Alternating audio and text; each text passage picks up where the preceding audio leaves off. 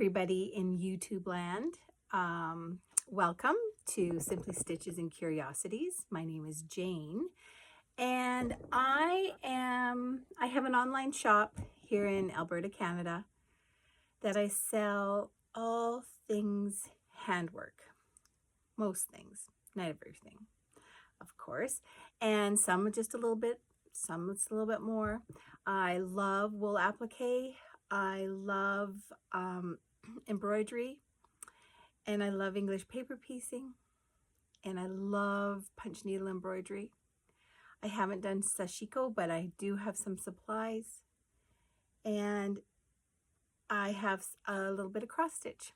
So I've mentioned before that I'm a huge fan of Kate from The Last Homely House here on YouTube. And she had made years ago, when she was expecting her first grandchild, a little fabric ball. And she made it using English paper piecing, and not hexagons, but pentagons. So I thought that would be a really cool project to do with you guys, and a little how-to.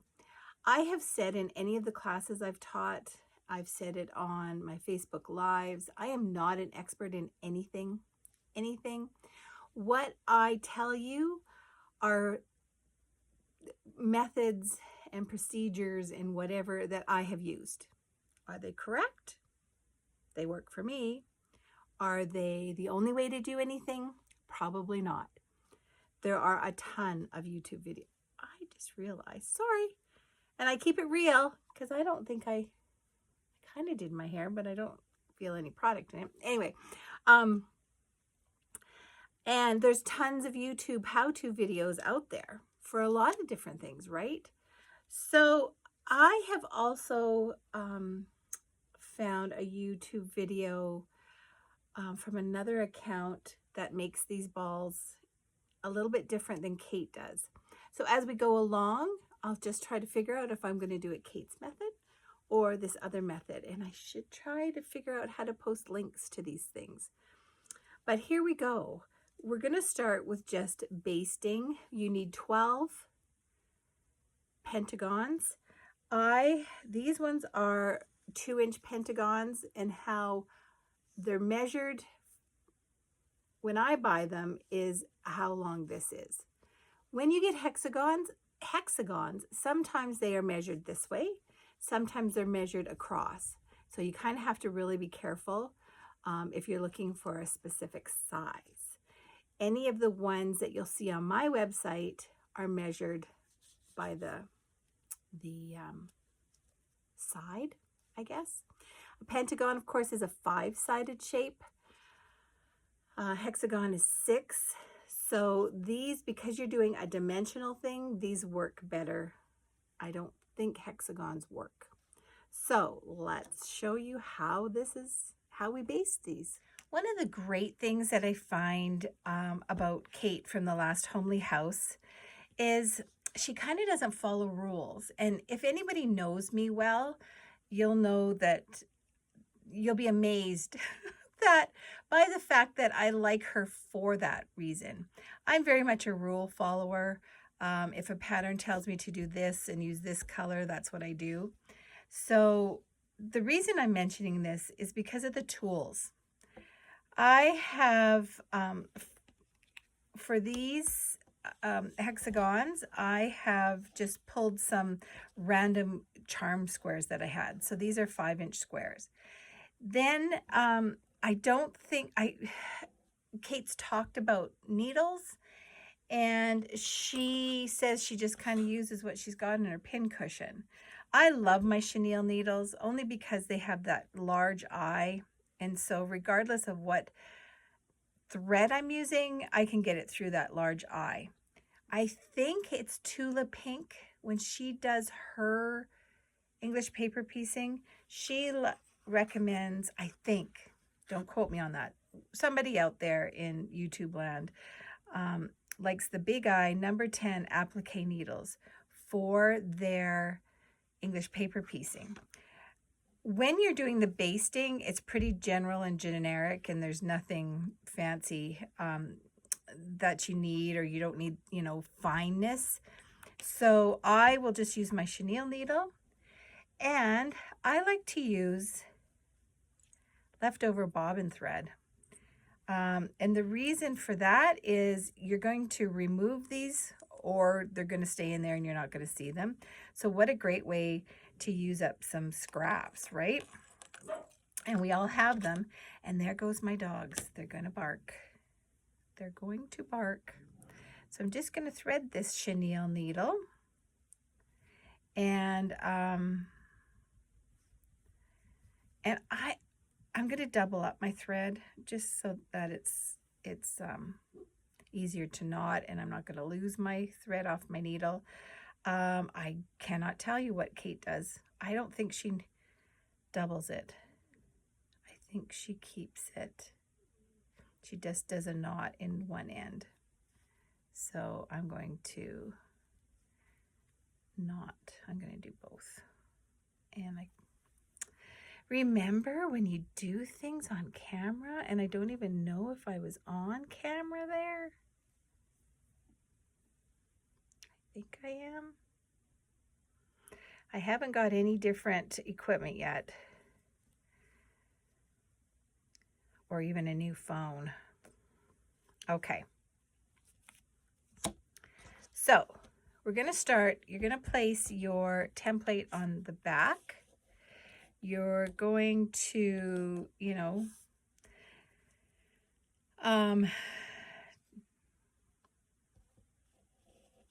you're going to center it as good as you can. And I should probably have a pin to pin them, because you do want to cut off excess.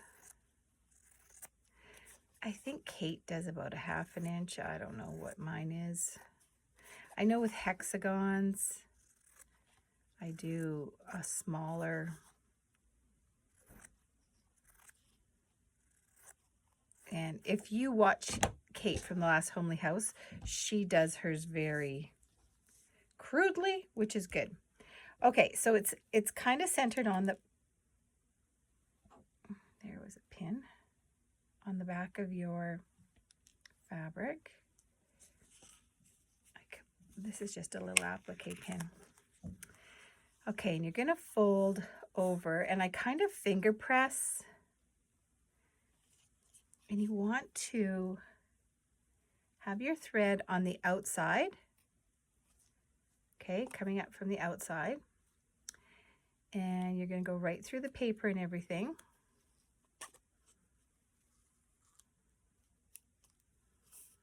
Go to the next one. You're going to like finger press as you go, and you're going to pull it as taut over that corner as you can. Of course, you don't want to pull that too tight, because then you're going to curve your paper.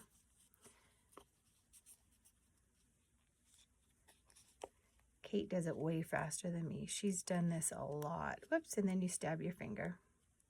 And you hope that it's not deep enough for blood. And you're going to go here, here. Everything gets caught. Again, you could probably have used a single layer. Real English paper piecers are probably cringing. And then you want to make sure that that's a nice sharp, this is your last corner. And I'm going to do 2. I don't know what my dogs are doing. What do they have? Okay, and you don't knot that when you're finished. You just cut it, you give yourself a tail, and you cut it off. And then you've got one basted pentagon. It doesn't have to be pretty. That thread is all coming out after. And like I said, you need 12 of these, because what you're going to do, say that's your center, 2, 3,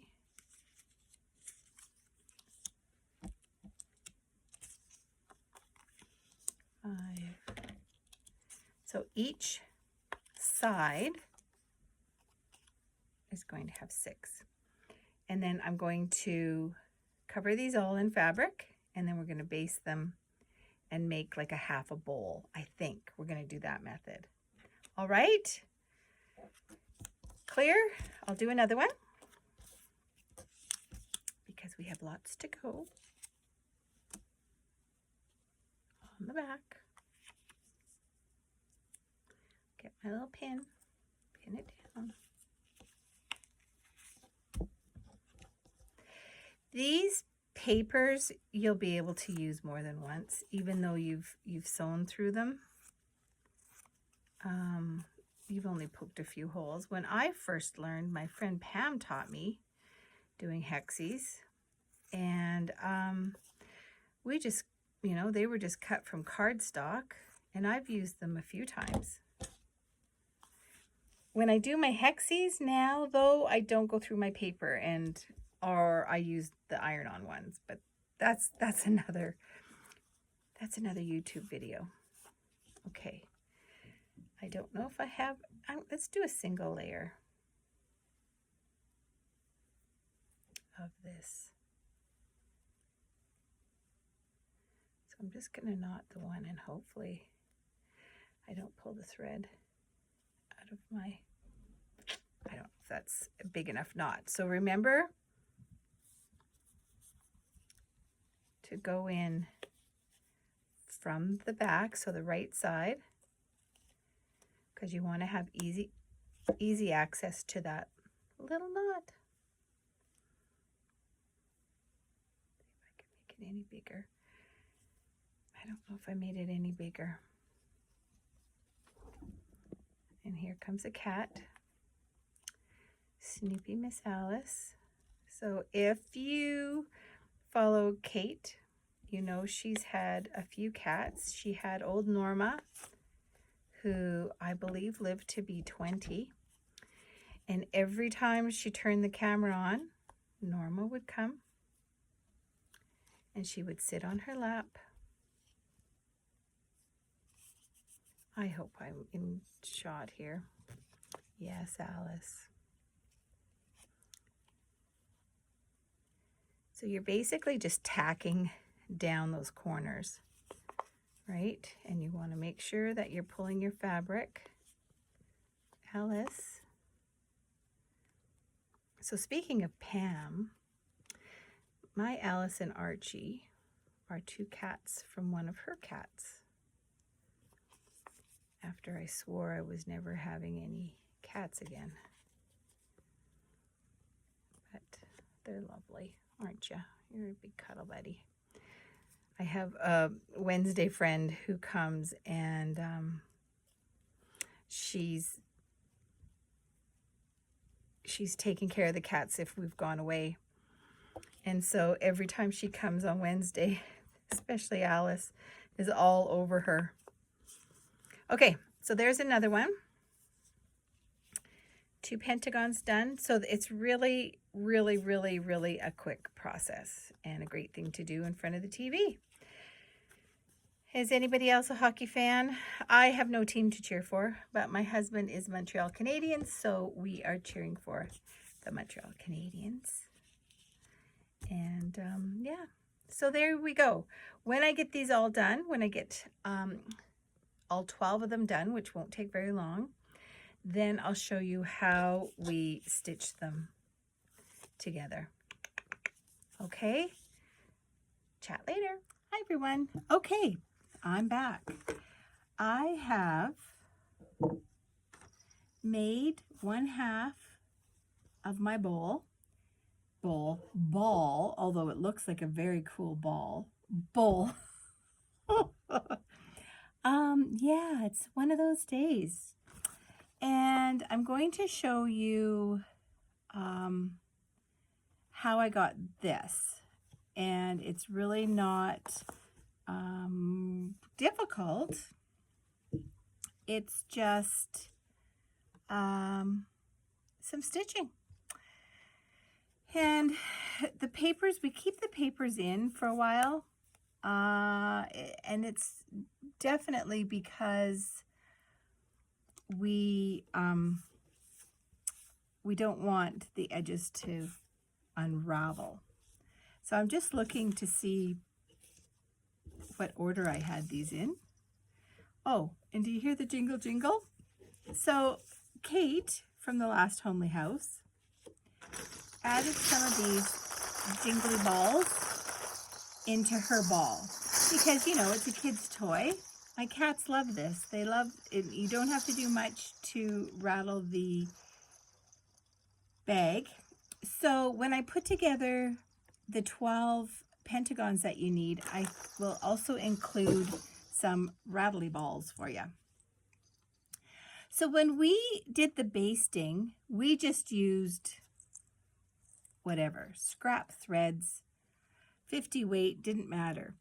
When I do my stitching of them together, I want a finer, I use the finer thread and I use the finer needle. I don't know what this needle is. I think it's a quilter's between. I don't think it's these ones that I showed you last time, but maybe it is. Just a minute. Let me see. Oh, yeah.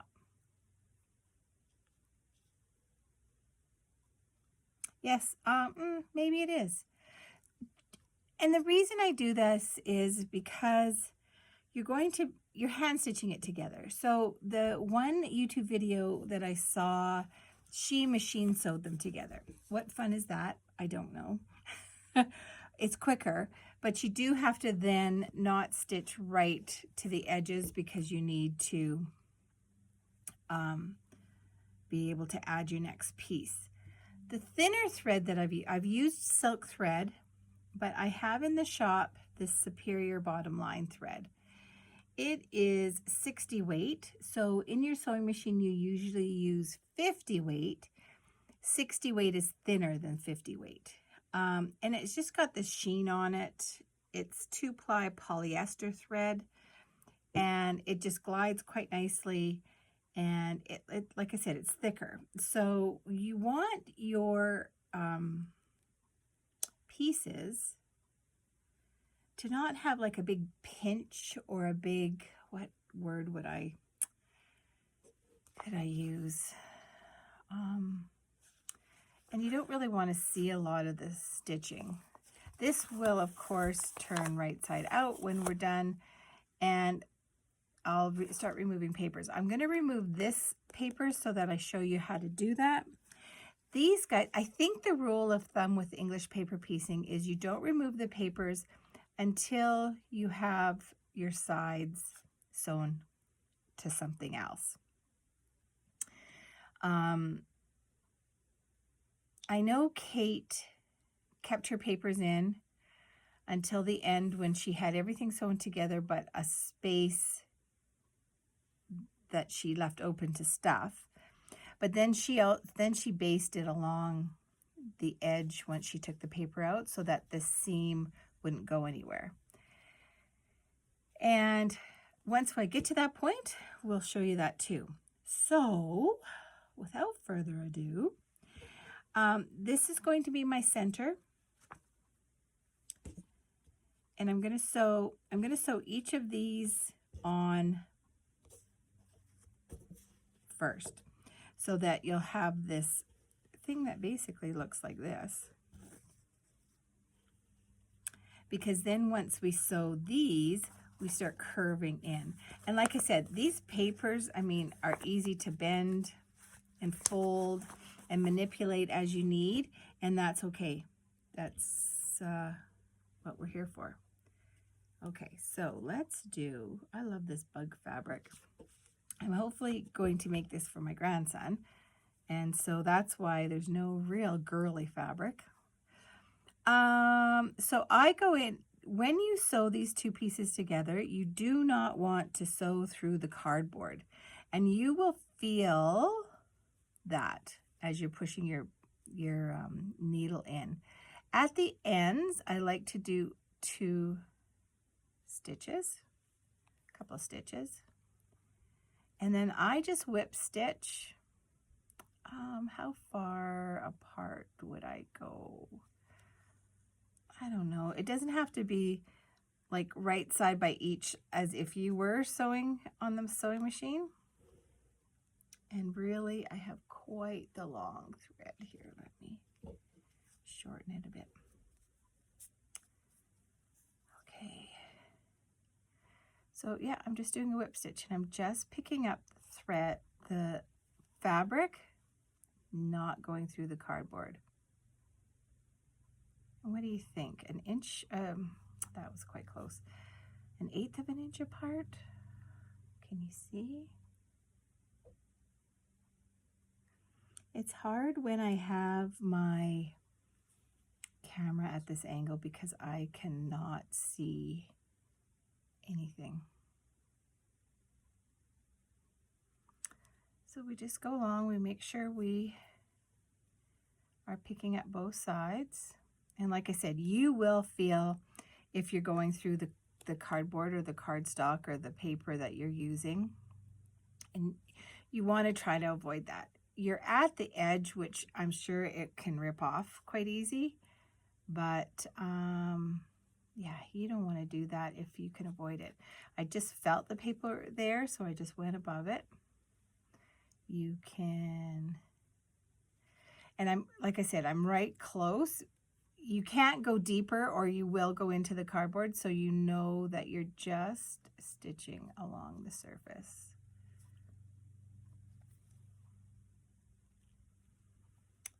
And that's a good thing.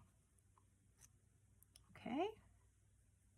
It's just like watching paint dry. My husband's out. He got the lawnmower going. He's cutting the grass. Just, you know, tidy it up. I'm trying not to attack my flower beds because we haven't been really warm for a long time.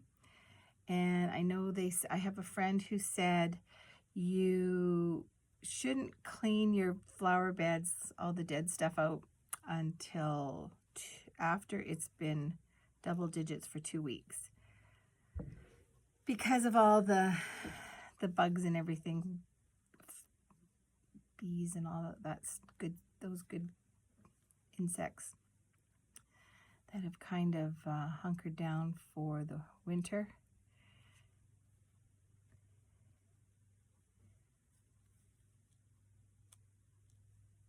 Oh, I am not graceful at anything.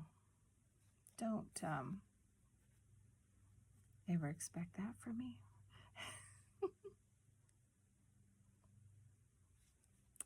So the other day, I got an email from one of my wholesalers that said, here's a list of items that will not be available for a while because of the tariffs in the US. And nothing affected me except I was grateful that I had thread conditioner because that was on the list. But things like magic pins, they were on the list. And I'm not exactly sure why, whether I don't know. And so I put in an order. I thought I better put in an order before I can't order anything.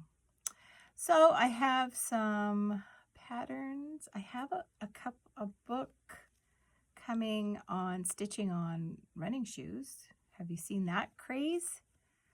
Where everybody's doing embroidery on like Converse and those kind of canvasy kind of shoes. And so I have that book coming. I think that's the only book. I have some patterns, of course. I was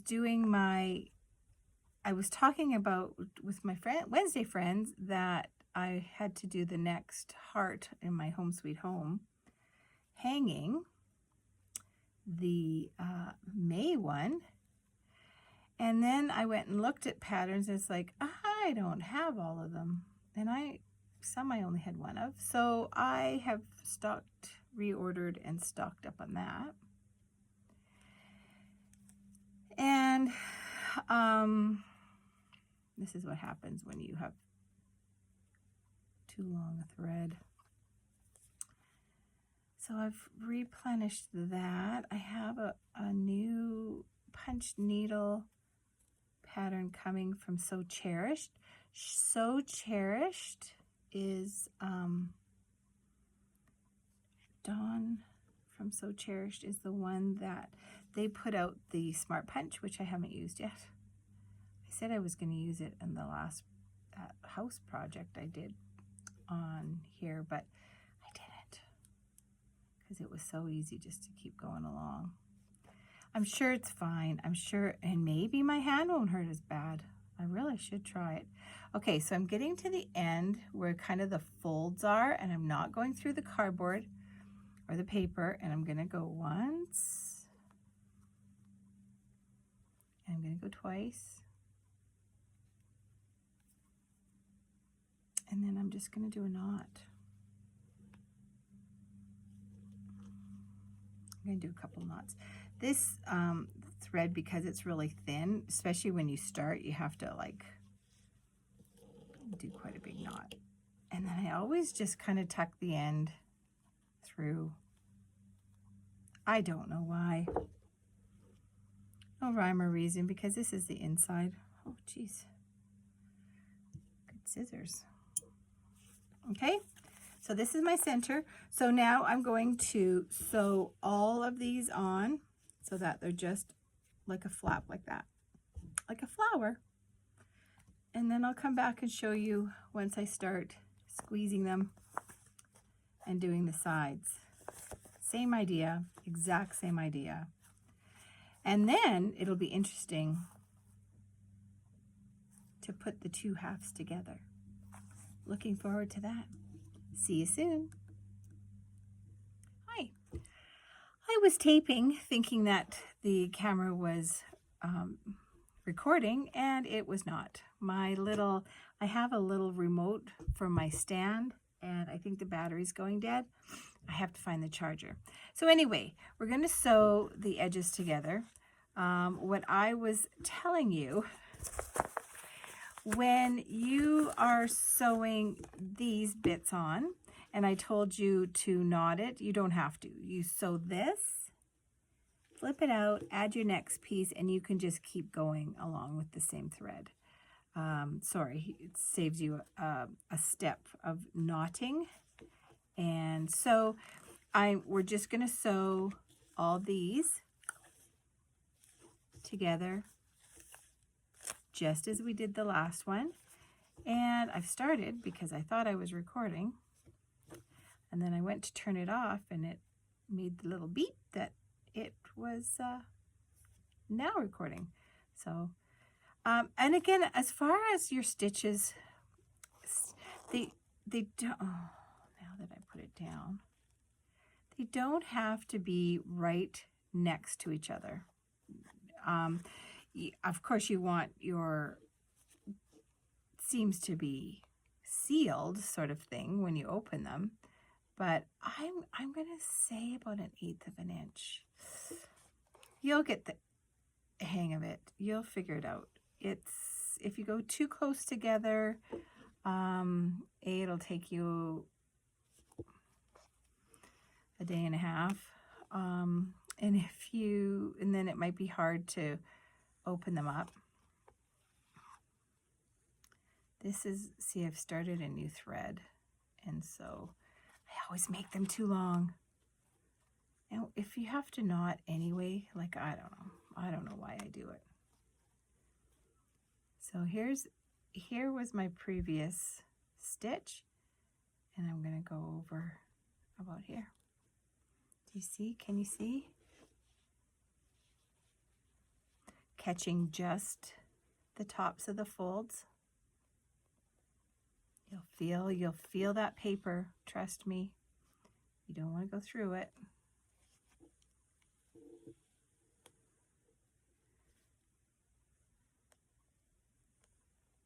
All right, So we just continue on and do all these sides, and then we'll come back and put this together and hopefully make a ball. Hi! So I have sewn most of the ball together. You just take your 2 halves and kind of put them in the colorway, you know, you want them, and then start sewing along the edge. I have left 3 edges open so that I can turn it right side out and stuff it. So I'm going to turn it right side out, and we're going to take the papers out. And don't worry about crinkling them. It is what it is.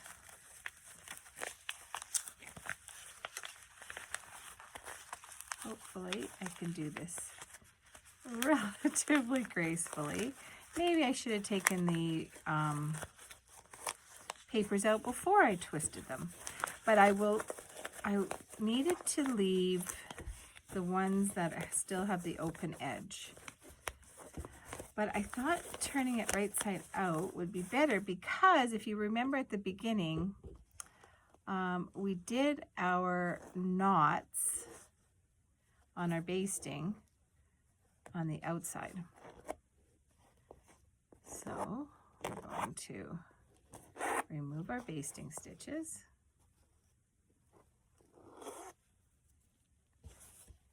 And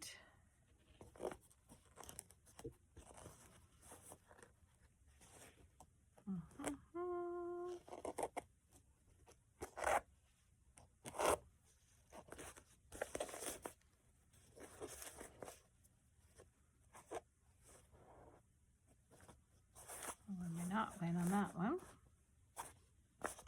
We're not on this one. I can take this, sorry, pinky one out because it is all stitched on all 5 sides. I'll take all the thread out, hopefully.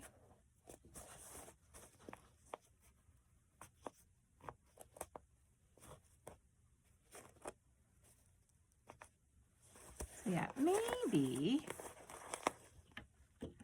pulling these papers out when it was still inside out would have been handier.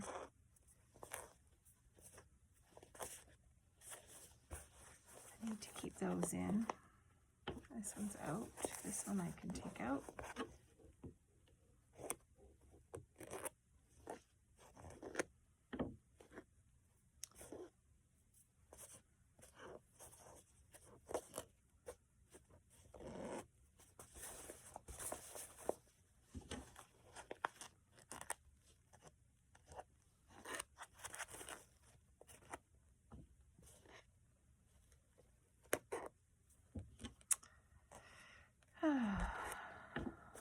These lovely little tasks. I was upstairs because it's a sunny day, and stitching, I wanted to finish it so bad, but I have to show you the steps, right? As I fake it till you make it.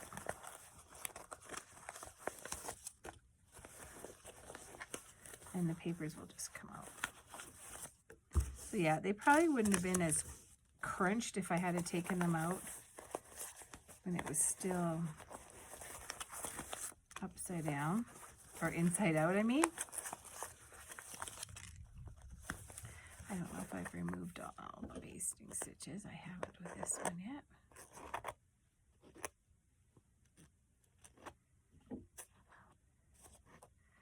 Some of this thread that I used were from pre-wound bobbins, and it feels like it's fairly thin.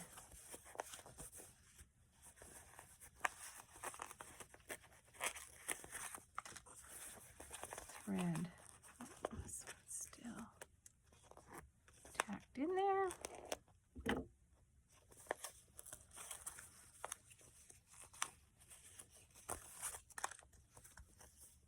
stays on, that stays on, that stays on. Okay, I've got all of them. Now, I'm going to remove these, but I'm going to baste these edges down.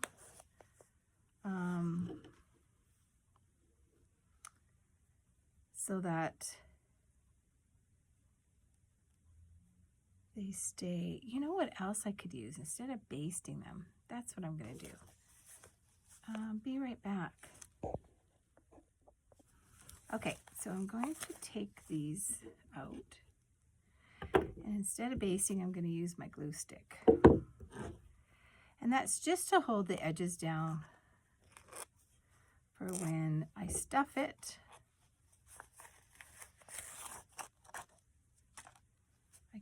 I should have probably pressed it first.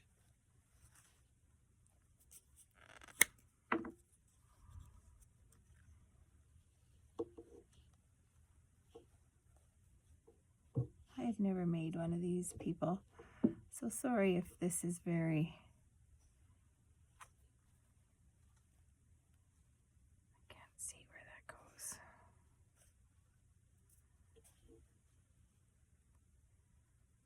Okay, you're going to be able to feel where your seams were. At the very least, I could finger press them.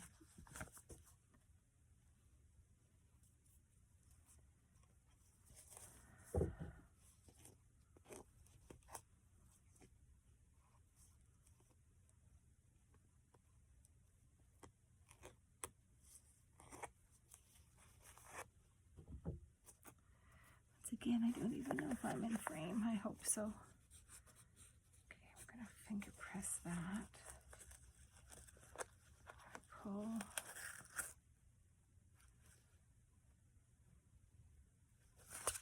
This paper out.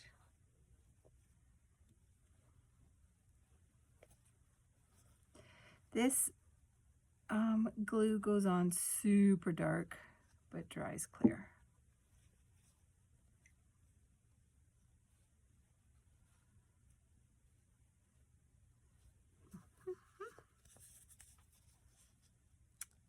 And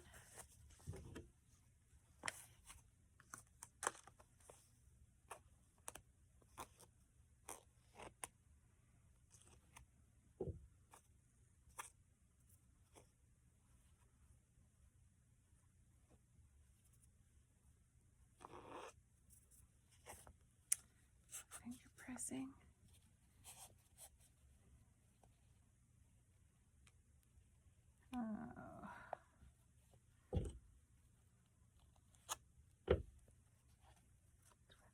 Was taking out my paper, a little glue stick,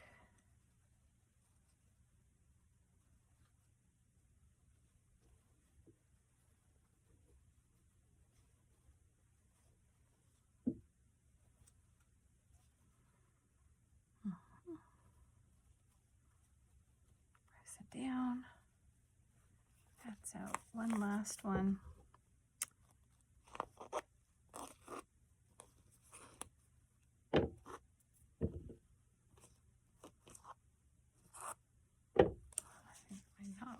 On the inside of this. Oops, I didn't finger press.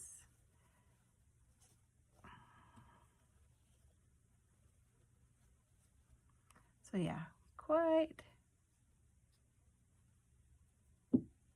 You probably could just pin these, I don't know, or stitch them, baste them, just so that they stay the way you want them and not flip out. Okay, so there's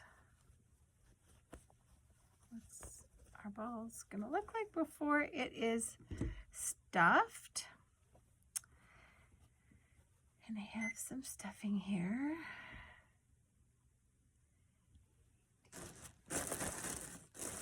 So we have our jingly bells. And I'm going to stuff half of it.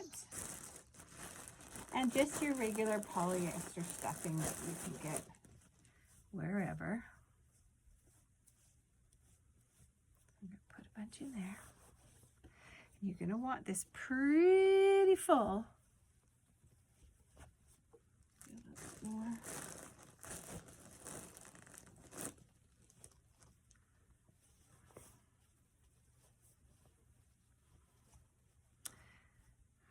What I wanted to do was, I wonder if I can.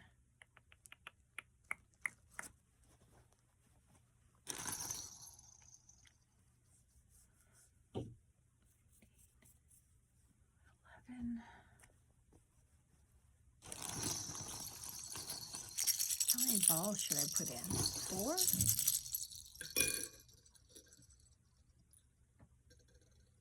13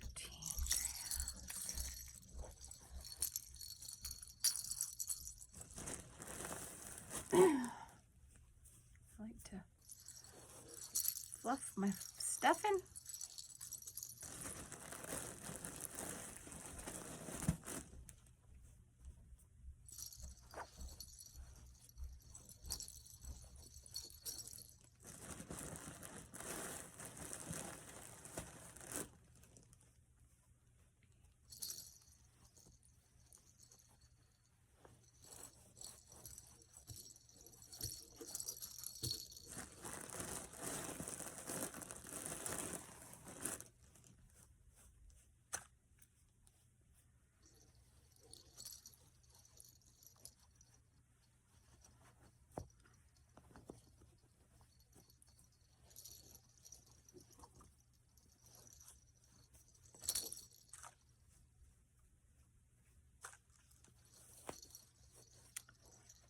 Try not to pull out your stitches.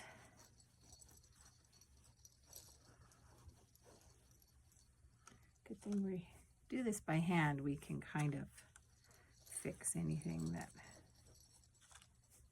might have damaged.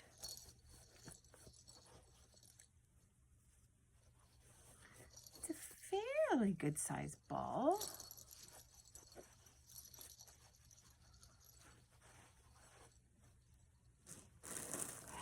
Using these 2-inch pentagons.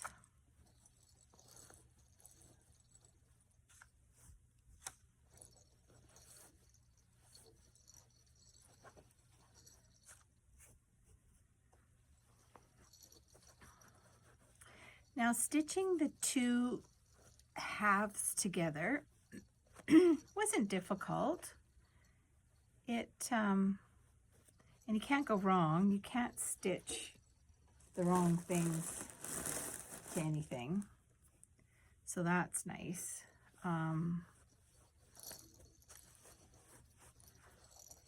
Do a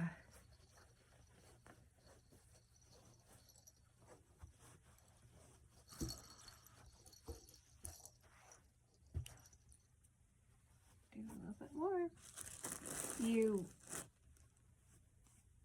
You just kind of manipulate it and turn it and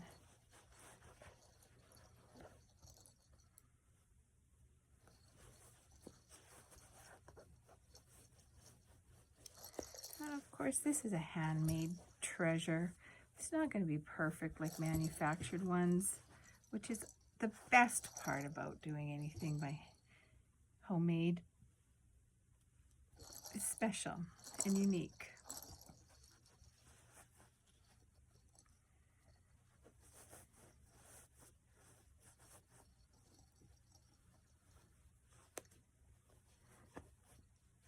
I was chatting with my grandsons. I mean, one's only 5 months old, going on 6. I heard him babbling today, and the other one is 2 and is saying so many more words. Okay, well, I'm gonna start stitching and see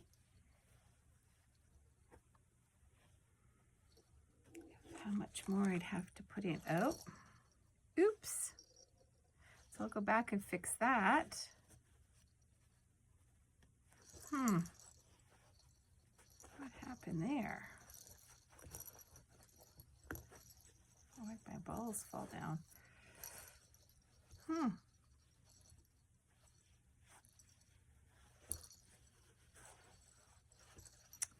Interesting. Okay, so I'm going to stitch this up and fix this.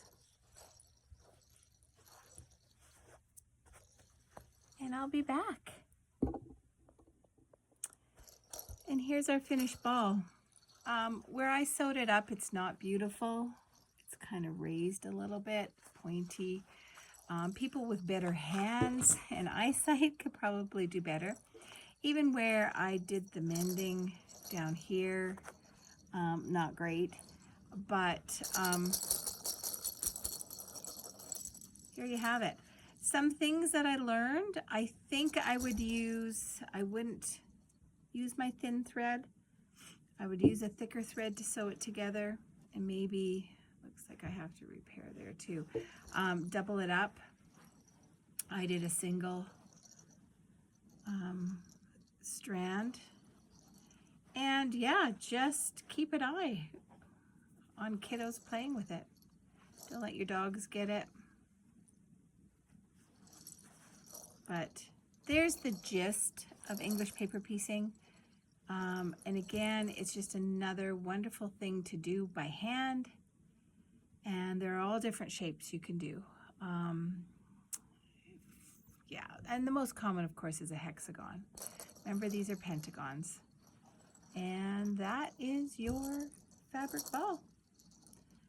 I will have kits up on the website soon. Let me know if you're interested beforehand. They will consist of the 12 papers, 4 balls, and with or without fabric probably. I'll give you a choice. Lots of people have fabric hanging around, and I used 5-inch charm squares for these. All right, thanks for watching.